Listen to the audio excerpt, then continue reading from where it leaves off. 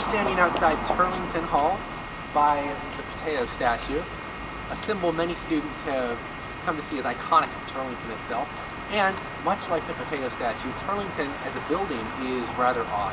It was built to be protest-proof in the wake of all the riots. Many students know this, but I bet they don't know so much about the man behind the name. Alright, here we are wandering the labyrinthian halls of Turlington. Now, unlike the guy we talked about previously, Turlington was actively involved in the University of Florida. He graduated with a bachelor's in business administration, got his master's in the same field at Harvard, served in the war, and then came back to teach that subject here at the University of Florida. Now, Turlington was also extremely active in the university circle as an undergraduate student. He was part of the student council, part of Blue Key, and he served as the business manager of the Alligator for a number of years. After a number of his educational endeavors, he served in the Florida House of Representatives for 12 distinctive terms. And during his time there, he was voted by his colleagues as most valuable member of the House.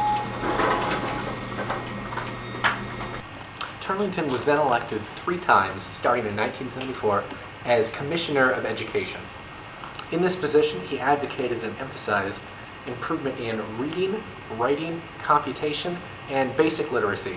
All things considered, it's kind of refreshing to see someone that had such an active involvement in UF's development and programs get recognized for his contributions. We're standing here now at the O-Dome, short for the C. O'Connell Center, named for Stephen C. O'Connell, the 6th president of the University of Florida. He served from 1967 to 1973. After he got his law degree from UF earlier in his career, he became the first alumni to rise to the presidency of UF. One of O'Connell's most noticeable imprints on the University of Florida's landscape was his reorganization of the University of Florida Alumni Association. O'Connell enacted a number of policies that reversed trends, inhibiting and limiting large-scale private fundraising. This allowed the university's endowment to grow rapidly after he left office, and it led to a number of the large-scale contributions we saw earlier in the videos.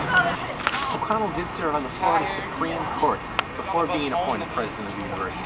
His term there was characterized by conservatism and gradualist integration, 2 terms that also, in a way, came to define how he managed the university.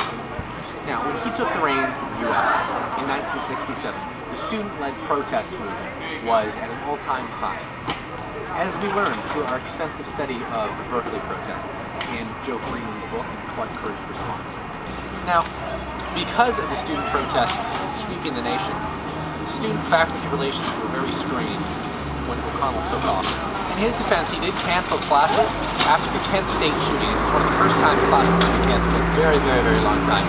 And that eased some of the tension, but new conflicts did arise. Now, in Wright's term before him, the university had officially integrated racially. But when O'Connell took office, only 61 black students enrolled in the university. In protest of this, the Black Student Union organized a sit-in in the presidential suite demanding a black cultural center. O'Connell responded by threatening them with expulsion, arresting 66 of the protesters, and refusing to grant students amnesty after the legal proceedings all went through the works. This obviously did not sit well with the black student population, and 125 students and a number of faculty members left in protest. Stephen C. O'Connell kept the university running during the troubling times after the Kent State shooting, but his reign was marred with controversy surrounding racial issues, and he opened the door to large-scale private fundraising, which may have contributed to the money race UF finds itself in nowadays.